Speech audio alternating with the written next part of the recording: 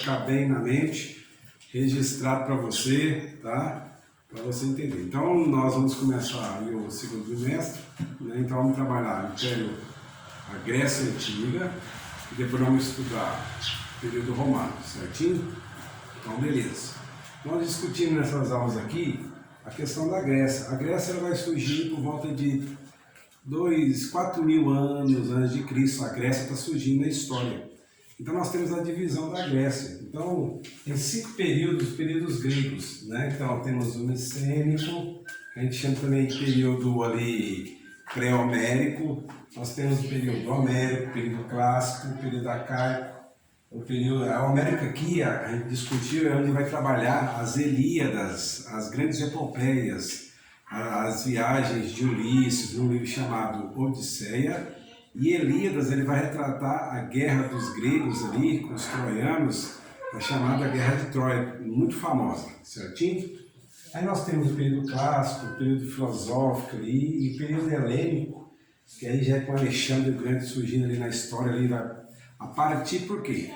Então, a história grega, o período helênico que a gente vai ver mais na frente, é o período onde a cultura helênica ela vai ser espalhada por todos os locais, por todos os outros continentes, chegando em todos os locais do Ocidente, no Oriente, por causa de Alexandre o Grande. Então Alexandre ele vai fazer isso, o objetivo dele é expandir a cultura grega para todos os locais. Então a cultura grega ela permanece hoje, nós temos influências da cultura grega, da filosofia, da mitologia grega, né?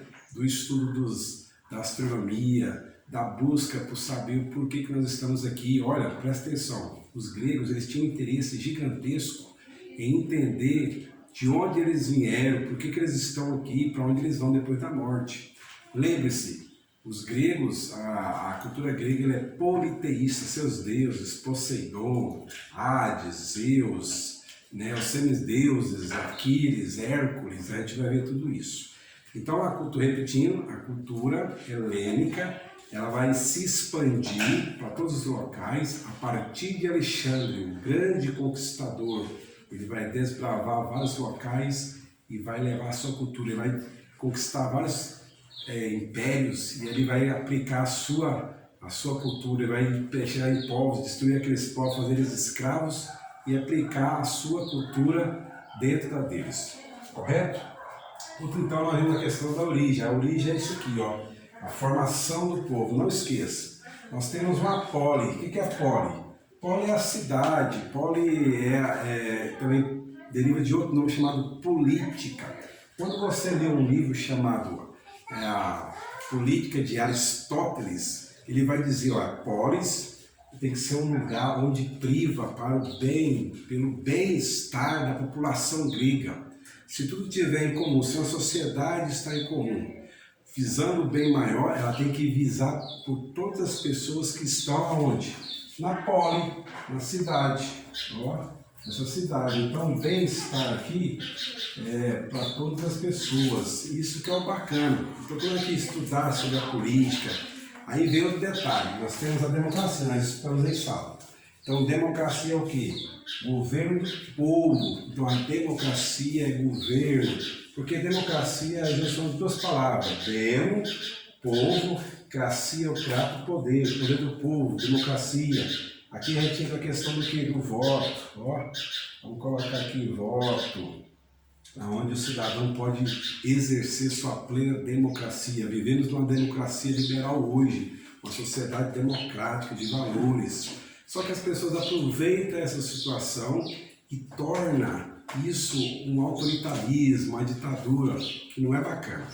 Aí nós temos também uma aristocracia, o governo dos melhores, nós temos uma monarquia, porque a Grécia começa com monarquia e com o passar do tempo vai surgir a democracia. Então, por que nós estudamos a Grécia? Porque dentro dessa cultura grega nós temos uma sociedade totalmente monarquista, né? Então, vamos juntar isso tudo?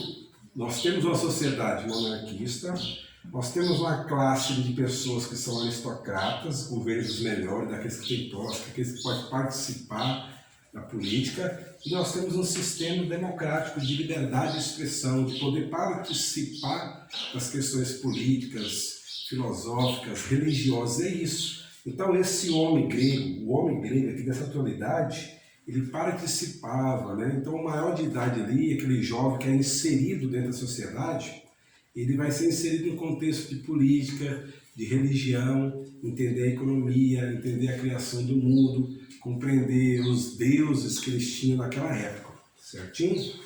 Nós também vamos estudar também a questão, como é que era dividida a sociedade dentro da Grécia, a filosofia, que é um assunto importante, o conhecimento em Platão, Aristóteles e Sócrates e outros demais, grandes cientistas. Um dos grandes cientistas que a gente nomeia como sendo um dos primeiros seria Tales de Mileto.